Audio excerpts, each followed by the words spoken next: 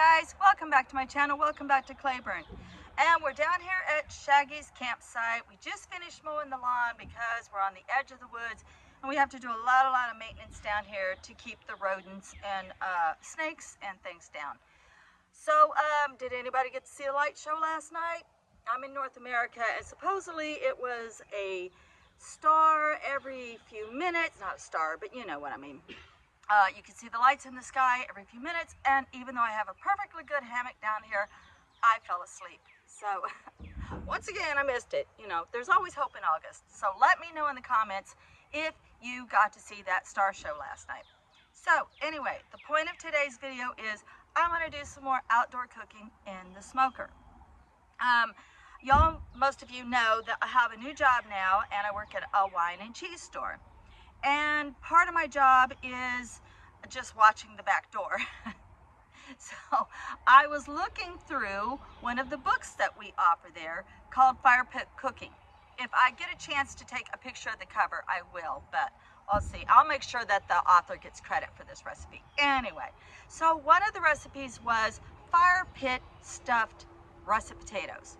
So I'm going to try that recipe, and I've got the chimney full of charcoal now, and it's been heating up for about 30 minutes. It should be good to start these. So all I'm going to do right now is wash these potatoes, and I'm going to cut little slits in them. I'll take you in the house and we'll do that together. We're going to stuff them with onion and then wrap them in aluminum foil, shove them down in the hot coals, and supposedly 40 minutes later we have magic potatoes. Now, my husband's not supposed to have these because they're full of potassium and not a whole lot of protein. They have some protein, but not a whole lot. But they do have other vitamins. So you can look that up for yourself and find out whether or not you should be eating potatoes. For us, it's a treat. So we don't get these very often. So this is just once in a while. And that is mostly because of the high potassium that is in potatoes. And with my husband's condition, he has to keep his potassium intake low. So we're going to get started on this recipe, and I hope that you'll come along. Okay, so we're back in the camper now, and we're going to scrub the spuds, and we're going to scrub my onions from the garden. These came back this year. They're not going to be as tender as last year's onions, but they're going to be, we're going to roast the holy heck out of them once we shove them down into these potatoes. And I even got seed offering. All right, so let's scrub everything.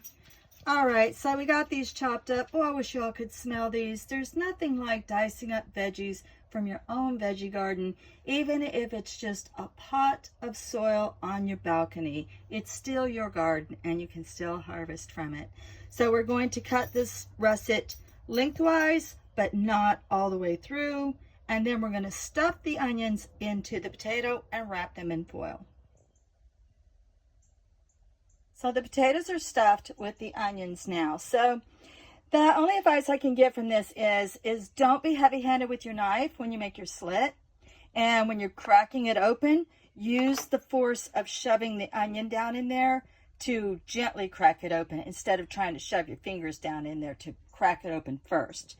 Remember, it's an unbaked potato, and we want it to stay in one solid part right now. So just gently force the onion down into the slit that you make. So then you just wrap the spuds in aluminum foil and you bury them in your hot coals. Obviously, we're starting a second chimney of hot coals so I can pour some more over the top. You do have to turn them frequently with tongs.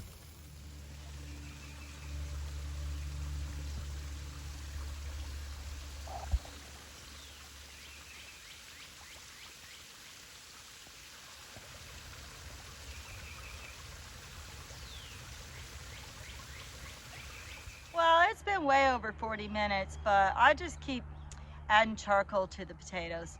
But I've been out here playing in the woods, as you can tell, and I found a morel.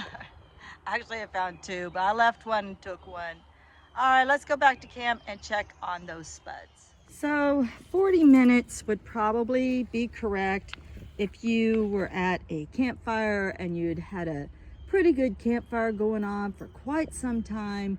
I could see those spuds cooking down in large, hot embers maybe in 40 minutes, as the book says. But if you're gonna put it in a pit like I have mine, it's just slow, low and slow.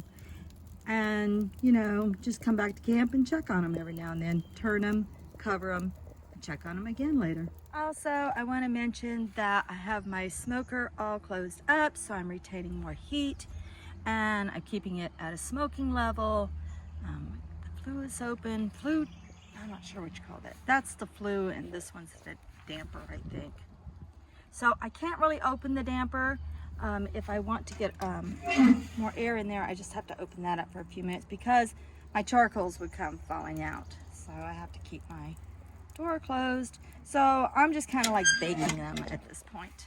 Right directly on hot coals. They're sitting on a bed of coals and they're buried under a bed of coals. Oh my goodness. Guys, I walked away to help Shaggy do something. We're building me a new greenhouse, and I walked away and forgot time, and I came back and my potatoes were burned. I feel so sad, but it's okay. Oh my goodness, they're so burned. Okay, well, you don't want to walk away, you don't want to leave them. You do want to pay attention to poor little Spuds.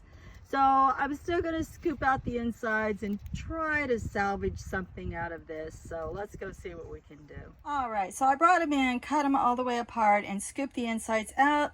The insides are surprisingly okay. I'm probably going to add some butter into this just to give it a more consistent feel. And then I add chili and red pepper and cheese and scallions to mine. You add to your potato innards whatever your family likes. And the balls, as unpretty as they are, the potato stuff, the insides are going to go, the mixture is going to go back inside the skins, and then you could just hold the skin as a bowl. It's really not as bad as I thought it was going to be at first. So let's mix this stuff up, refill our potato skins, and see how it looks. Okay, I have to admit, I'm having a lot of fun making this meal. So the potatoes, the insides, I took out and I added some butter and smashed them up a little bit. And then I added what was left of my Hormel chili. I used the no bean for this. I only had half a can left because my husband found this morning and had it with meatballs over rice for breakfast. But it was yummy. I did have some of that too. So I only had about a half a can of chili to add to it. I'm also going to mix in, this is a hickory smoked cheddar, chipotle cheddar. This is one of the cheeses that we sell at my job. And this one happens to be hickory smoked. We also do apple smoked cheeses for a sweeter cheese, but this is a stronger flavor, and it's very soft, has a easy melting point. So I'm going to mix this up in there. And for the top, I'm going to use diced red pepper, some more of those diced scallions, and then I'm going to grate up some of this cheddar, and it's cracked black pepper cheddar for the topping. And there you have them, fire pit chili stuffed baked potatoes. So maybe not pretty enough to bring to sister-in-law's baby shower, but definitely something very yummy and very filling for, say, the kids around the campfire, for the next time your family's going to camp outside or stay up late outside watching for that next fire show in the sky. All right, you guys, I hope you enjoyed this video. I will try at some point to give the author credit for this. I just happen to be on my 4 days off right now, and I don't have access to that book. But I will in a future video. Much, much love and light. Be sure and subscribe. Many blessings.